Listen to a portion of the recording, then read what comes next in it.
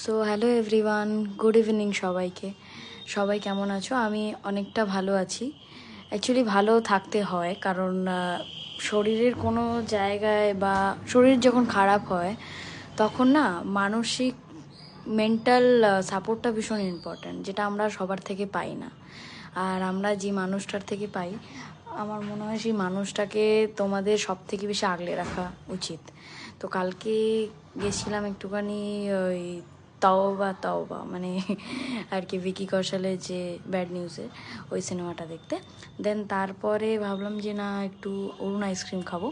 তো চলে গেছিলাম কল্যাণীতে অরুণ আইসক্রিমে। তো ওইখানকার আউটলেটটা অনেক বড় আউটলেট, ডি ব্লকে কল্যাণীর। ওই জলযোগের পাশ দিয়ে সোজা রাস্তা দিয়ে যেতে হয়। তো ওখানে গিয়ে তো আমার ভীষণ ভালো লাগলো। আর দেখো, তোমাদের সাথেও শেয়ার করলাম, প্রচুর রকমের ভ্যারাইটিস আছে, মানে শুধু